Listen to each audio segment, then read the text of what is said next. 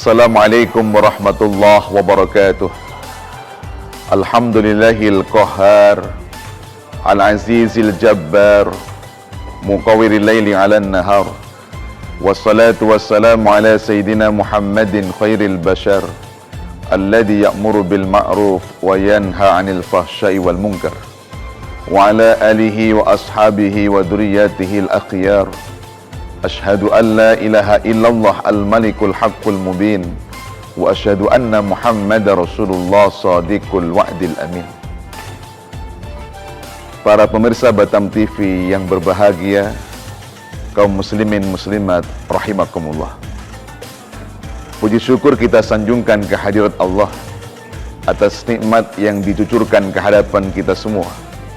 Salawat beriring salam semoga senantiasa tercurah limpahkan keharibaan pembawa pelita Islam, junjungan agung baginda Rasulullah Muhammad sallallahu alaihi wasallam, para keluarga, para sahabat, serta para pengikutnya hingga di akhir zaman.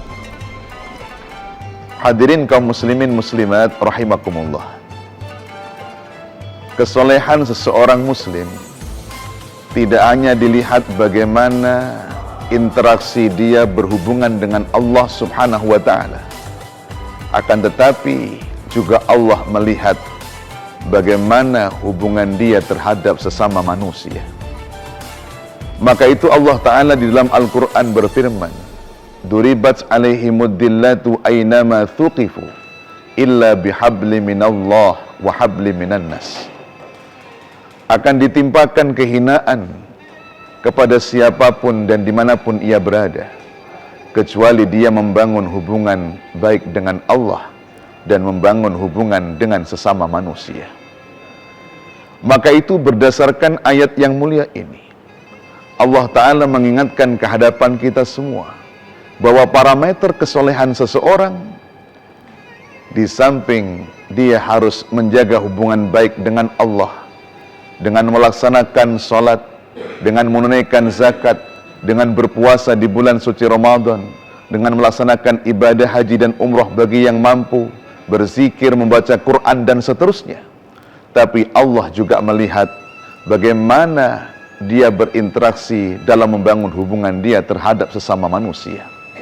Bagaimana dia berinteraksi dengan keluarganya, bagaimana dia membangun hubungan dengan tetangganya, bagaimana dia memperlakukan orang yang lebih tua, bagaimana dia bergaul dengan orang yang lebih muda, bagaimana hubungan antara atasan dan bawahannya. Begitu juga bagaimana dia membangun hubungan di tengah masyarakat dalam kehidupan berbangsa dan bernegara. Oleh sebab itu seorang muslim mesti tahu bagaimana semestinya orang membangun hubungan interaksi sosial atau yang kita kenal dengan hablum minan nas ini. Para pemirsa Batam TV yang dirahmati Allah, kaum muslimin muslimat yang berbahagia. Oleh karena itu pada kesempatan kali ini kita akan mengupas satu topik tentang kiat membangun hubungan hablum minan nas atau interaksi sosial dengan sesama manusia. Setidaknya di dalam konsep Islam ada beberapa kiat yang disampaikan oleh Al-Quran dan Sunnah Rasulullah Muhammad SAW di dalam membangun hablum minan nas. Yang pertama adalah dengan melakukan ta'aruf. Ta'aruf maknanya adalah saling mengenal. Sebagaimana firman Allah Ta'ala di dalam Al-Quran, ya ayyuhan nas, inna khalaqnakum min dzakarin wal untha wa ja'alnakum syu'uban wa qabaila lita'arafu inna akramakum indallahi atqakum. Wahai manusia, aku ciptakan kalian dari laki-laki dan perempuan, bersuku-suku dan berbangsa-bangsa, agar di antara kalian saling mengenal. Sesungguhnya yang paling mulia di sisi Allah adalah orang-orang yang bertakwa. Oleh sebab itu berdasarkan ayat ini, Allah telah menitahkan ke hadapan kita semua, sudah menjadi satu ketetapan Allah, bahwa Allah ketika menciptakan manusia, ada laki-laki, ada perempuan, ada yang berkecukupan, ada yang kekurangan. Dan demikian juga Allah menciptakan kita. Ada beraneka ragam suku, bangsa, warna kulit, dan seterusnya. Akan tetapi perbedaan-perbedaan yang ada di tengah manusia ini bukan menyebabkan kita harus saling bermusuhan, tapi sebaliknya Allah berharap dengan perbedaan-perbedaan yang ada, kita diharapkan ada saling mengenal, atau yang kita kenal saling ta'aruf satu sama lain. Dalam membangun kehidupan manusia, saling mengenal itu menjadi hal yang sangat penting. Betul kata pepatah, tak kenal maka tak sayang. Maka demikian juga dalam membangun kehidupan manusia, kita sulit untuk membangun satu hablum minan nas yang kuat dan kokoh kalau kita tidak saling mengenal satu sama lain. Dan nampaknya dalam kenyataan hidup hari ini, hal ini kadang-kadang terlewatkan di antara kita. Tidak sedikit Bapak Ibu Saudara sekalian, para pemirsa yang dirahmati Allah, kita mungkin tinggal satu komplek perumahan, kita mungkin sama-sama jamaah dalam sebuah masjid, tapi kadang-kadang satu sama lain kita belum saling mengenal dengan sesungguhnya. Tidak sedikit kadang-kadang terdengar kabar bahwa ada mungkin di antara jamaah masjid kita yang sakit, tapi ketika ditanya siapa yang sakit, oh orang itu yang biasanya dia menggunakan baju warna biru, dan begitu seterusnya, yang menunjukkan kepada kita bahwa kadang-kadang kita dengan tetangga dekat sekalipun belum mengenal terhadap mereka semua. Oleh sebab itu, maka kita di dalam agama dianjurkan untuk mengenali terhadap orang-orang yang ada di sekitar kita. Kita mesti tahu siapa namanya, dari mana dia berasal, apa pekerjaannya, di mana pendidikannya, dan begitu seterusnya. Harapan kita dengan tahu itu semua, maka kita akan semakin cinta, semakin sayang dalam membangun hablum minan nas di antara kita. Sebagaimana pepatah katakan, tak kenal maka tak sayang, maka saling mengenal insya Allah akan menjadikan kita semakin sayang. Kenapa kita semakin sayang? Karena kita semakin tahu bagaimana sesungguhnya orang yang kita kenali itu. Kemudian kata kunci yang kedua di dalam membangun hablum minan nas adalah kita hendaknya membangun sifat tafahum, yakni sifat saling memahami satu sama lain. Maka setelah kita saling mengenal satu sama lain, harapan kita ketika kita sudah saling mengenal, ada sifat saling memahami satu sama lain. Karena kita sulit untuk membangun sifat saling memahami kalau kita tidak mengenali orang tersebut. Saya contohkan, Bapak Ibu Saudara sekalian pemirsa yang dirahmati Allah, kalau akhlak mungkin ukuran satu sama lain sama, bahwa jujur ini baik, bohong itu buruk. Tapi ukuran kesopanan, kelemah lembutan itu berlaku lain ladang, lain belalang, lain lubuk, lain ikannya. Maknanya latar belakang seseorang itu sangat menentukan bagaimana kesopanan, kelemah lembutan, dan begitu seterusnya. Satu contoh, mungkin ada satu masyarakat yang terbiasa kalau bicara dia lemah lembut, intonasinya datar. Tapi ada mungkin masyarakat yang lain barangkali intonasinya, suaranya keras, ya. Akan tetapi sebenarnya orang yang bersuara keras belum tentu dia adalah orang yang kasar, belum tentu dia orang yang sedang marah, tapi mungkin pembawaan dari latar belakang kehidupannya. Apalagi dalam konteks keagamaan, maka sifat saling memahami satu sama lain itu sangat penting di dalam membangun persatuan dan kesatuan kita terhadap sesama manusia. Ya, jangan sampai karena ada perbedaan-perbedaan dalam pemahaman agama ini yang menyebabkan kita terpecah belah satu sama lain karena kita tidak mau saling memahami. Ya, oleh sebab itu, di dalam beragama sekalipun kita diajarkan bersama.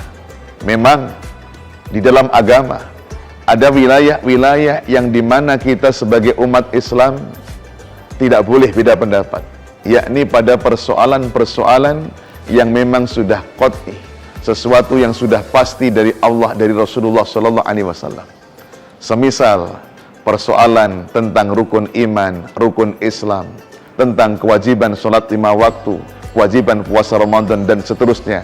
Kita umat Islam tidak boleh beda pendapat. Tapi ada wilayah-wilayah yang dimana umat Islam di situ boleh beda pendapat. Dalam persoalan apa? Persoalan yang masuk kategori ijtihadiyah khilafiyah.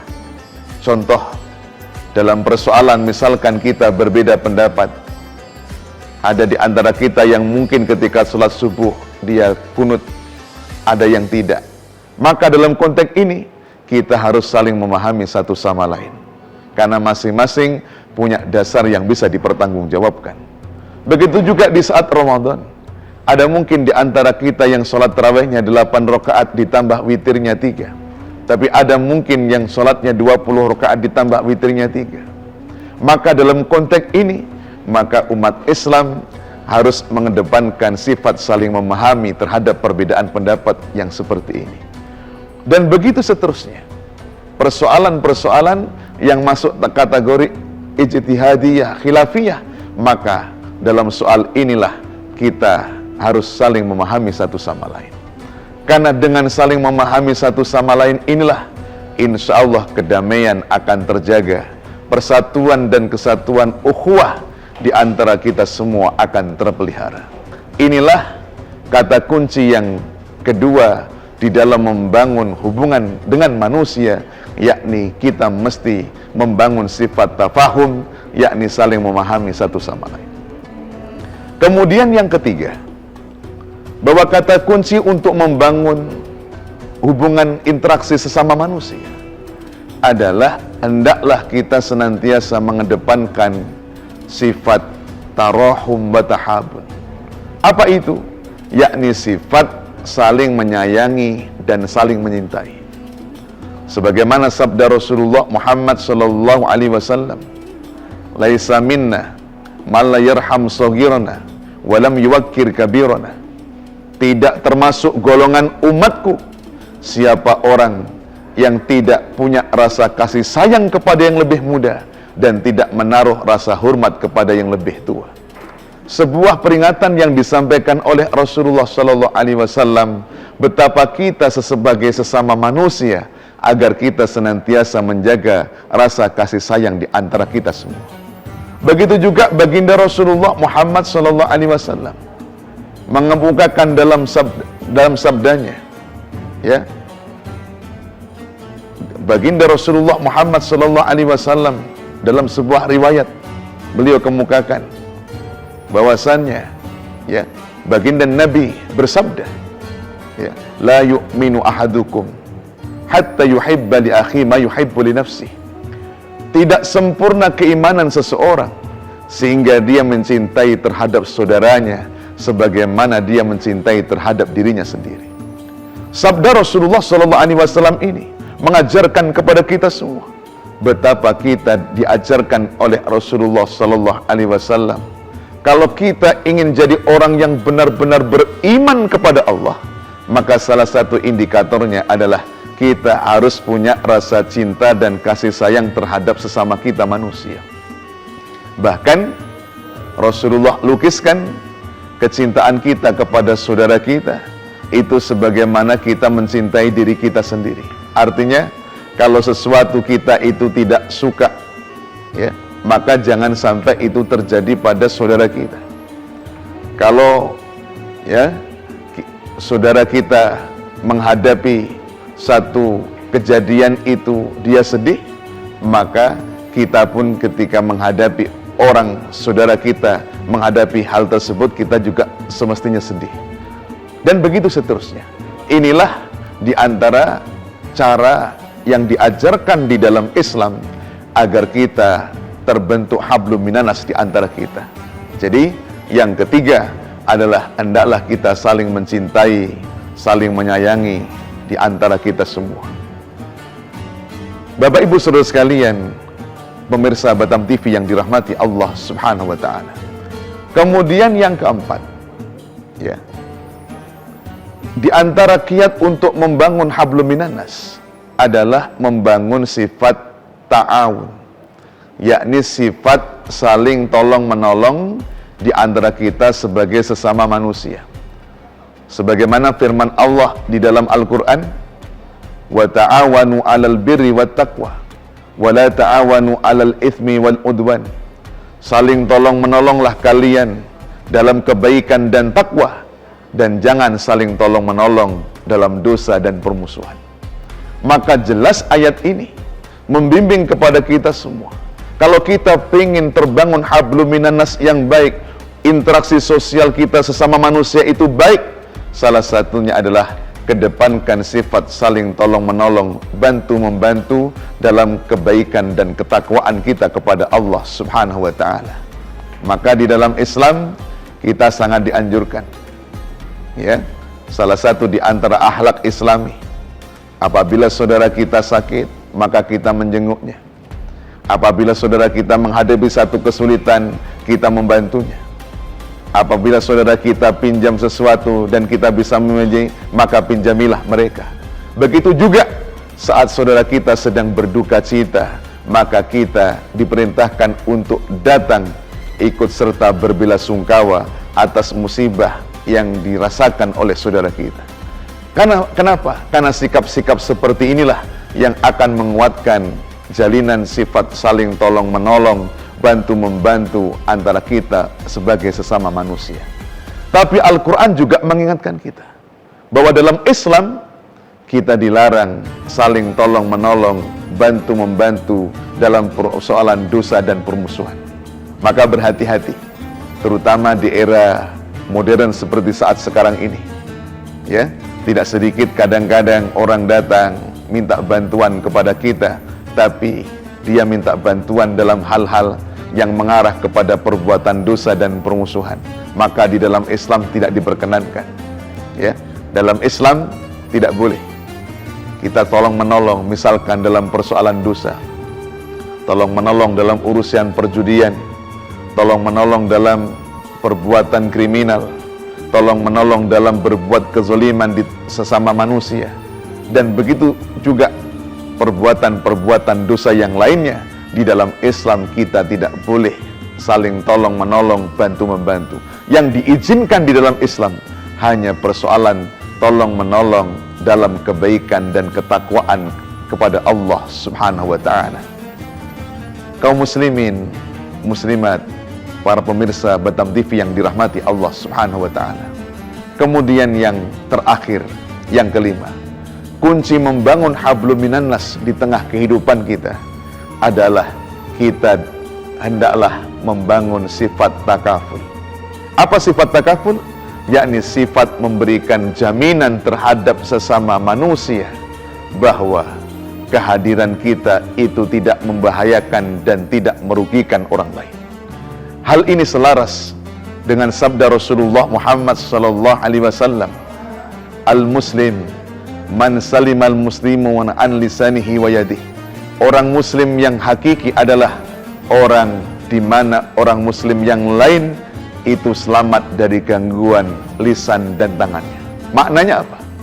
Maknanya seorang muslim, kehadirannya harus bisa memberikan jaminan kepada sesama manusia bahwa kehadiran kita ini bermanfaat untuk orang lain. Kehadiran kita ini mendatangkan kebaikan orang lain. Kehadiran kita ini tidak merugikan orang lain. Kehadiran kita ini tidak membahayakan orang lain. Seorang muslim harus senantiasa bisa memberikan garansi atau jaminan seperti itu dalam kehidupan sosialnya. Dengan kata lain, kalau kita ingin tahu bahwa seorang muslim ini baik atau tidak, salah satu parameternya, lihatlah orang tersebut apabila hadir di tengah-tengah kehidupan sosial. Apabila kehadirannya di tengah kehidupan sosial, orang merasakan mendapatkan manfaat, orang merasakan mendapatkan faidah, kehadirannya itu mendatangkan kebaikan, kehadirannya mendatangkan kemaslahatan, kehadirannya mendatangkan keberkahan, maka orang yang seperti ini insya Allah adalah orang yang baik. Tapi sebaliknya, kalau kehadiran seseorang di tengah kehidupan manusia justru mendatangkan persoalan, kehadirannya di tengah manusia mendatangkan kerugian, kehadirannya di tengah manusia menimbulkan permusuhan, kehadirannya di tengah manusia menimbulkan perpecahan.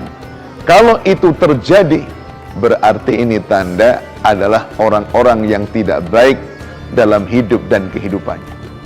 Oleh karena itu, kita bersama sebagai seseorang muslim harus menampilkan sosok yang memiliki karakter, di mana sebagaimana sabda Rasulullah Muhammad sallallahu alaihi wasallam, khairun nas anfa'uhum linnas, sebaik-baik manusia adalah orang yang paling bermanfaat terhadap manusia yang lain.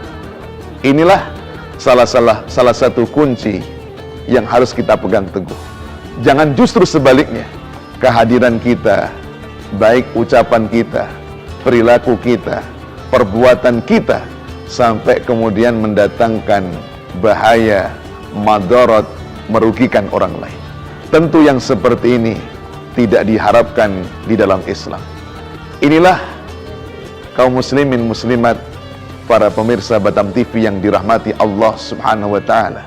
Di antara langkah-langkah kunci yang harus kita tempuh di dalam membangun hablum minanas di tengah-tengah kehidupan kita, setidaknya ada 5 langkah yang harus kita lakukan di dalam membangun hablum minanas kita. Yang pertama adalah kita harus membangun sikap ta'aruf, yakni saling mengenal satu sama lain. Kemudian yang kedua, kita mesti membangun sifat tafahum, yakni saling memahami satu sama lain. Kemudian yang ketiga, kita hendaknya membangun sifat tarahum wa tahabun, saling mencintai dan saling menyayangi satu sama lain. Kemudian yang keempat, hendaklah kita membangun sifat ta'awun, yakni sifat saling tolong menolong satu sama lain. Dan yang terakhir, yang kelima, hendaklah dia membangun sifat takaful, yakni memberikan jaminan kebaikan terhadap sesama muslim, sesama manusia dalam kehidupan sosialnya. Karena sekali lagi, bahwa parameter kesolehan seseorang bukan hanya dilihat bagaimana sholatnya, bagaimana puasanya, bagaimana zikir baca Qur'annya, bagaimana ibadah haji dan umrahnya, tapi Allah juga lihat bagaimana suami dengan istri berinteraksi dengannya, bagaimana orang tua memperlakukan anak-anaknya, bagaimana anak berhubungan dengan orang tuanya, bagaimana orang bergaul dengan tetangganya, bagaimana dia berinteraksi dengan rekan kerjanya, bagaimana hubungan atasan dengan bawahannya. Begitu juga bagaimana orang dalam membangun kehidupan bermasyarakat, berbangsa dan bernegara. Oleh sebab itu, sebagai penutup, baginda Rasulullah Muhammad sallallahu alaihi wasallam pada suatu ketika bertanya kepada para sahabat Nabi, "Atadruna manil muflis?" Tahukah kalian siapakah orang-orang yang bangkrut itu? Sahabat menjawab, orang yang bangkrut itu ya Rasulullah, orang yang kelak datang pada hari, orang yang tidak memiliki harta dan modal usaha lagi. Maka kata Rasulullah, bukan. Tapi siapa? Kata Rasulullah, orang yang bangkrut itu adalah orang yang datang kelak pada hari kiamat membawa pahala sholatnya, pahala puasanya, pahala zakatnya dan seterusnya, tapi belum sempat pahala diterima, berdatanganlah manusia-manusia yang dulu ketika di dunia pernah disakitinya, pernah dizoliminya, pernah dimusuhinya, maka satu persatu minta keadilan ke hadapan Allah. Ada sebagian di antara mereka mengatakan, waqad syatama hada, orang ini pernah mencaci makinya. Ada yang mengatakan waqad qadafa hada, ini orang pernah menuduh ini. Lalu kemudian wadaraba hada, orang ini pernah memukul ini. Wa akhadha mala hada, orang ini pernah mengambil hartanya ini. Satu demi satu berdatanganlah manusia-manusia yang diperlakukan tidak baik dalam kehidupan sosialnya. Ketika berdatangan satu persatu minta keadilan ke hadapan Allah, apa yang dilakukan oleh Allah? Lalu Allah dengan keadilannya, ya. Pahala-pahala yang dimiliki oleh orang yang konon ahli ibadah tapi tidak bagus hablum minannasnya ini, diambil oleh Allah pahalanya, lalu dibagikan satu demi satu kepada orang yang dulu pernah dizoliminya, pernah dicaci makinya, pernah difitnahnya, pernah diambil hartanya, dan begitu seterusnya, sampai kemudian pahala orang ini habis. Dan apabila pahalanya sudah habis, masih datang juga orang yang minta keadilan ke hadapan Allah, maka manusia-manusia yang pernah disakiti ini masih juga minta keadilan ke hadapan Allah, sementara pahala orang ini habis. Apa yang dilakukan oleh Allah? Maka kemudian dosa-dosa orang yang pernah disakiti, dizolimi, dianiaya, dicaci maki, dipukul, diambil hartanya, itu diambil oleh Allah dosa itu, lalu ditimpakan kepada orang ini. Maka kemudian orang ini dosanya menjadi banyak, lalu oleh Allah dilemparkan ke dalam bara api neraka. Na'udzubillah min dzalik. Maka dari kisah ini memberikan pembelajaran kepada kita semua bahwa orang dikatakan yang benar-benar memiliki kesolehan apabila ada keseimbangan antara hubungannya dengan Allah, dengan senantiasa menjalankan salat, membayar zakat, puasa di bulan suci Ramadan, melaksanakan haji dan umroh apabila punya kemampuan, memperbanyak zikir, baca Quran dan seterusnya. Tapi di sisi lain, dia juga senantiasa menjaga hubungan baik dalam kehidupan manusia, baik itu dengan keluarganya, dengan tetangganya, dengan masyarakat, bahkan dalam kehidupan berbangsa bernegaranya. Kalau dua hal ini sudah dilakukan dengan baik, maka insya Allah dia benar-benar menjadi orang yang soleh yang sesungguhnya. Inilah barangkali yang bisa kami sampaikan. Pada akhirnya kami dari Majelis Ulama Indonesia Kota Batam bersama Batam TV mengucapkan selamat Hari Raya Idul Fitri 1444 Hijriah. Taqabbalallahu minna wa minkum. Mohon maaf lahir dan batin. Wallahul muwafiq ila aqwamit thoriq. Ihdinas siratal mustaqim. Assalamualaikum warahmatullahi wabarakatuh.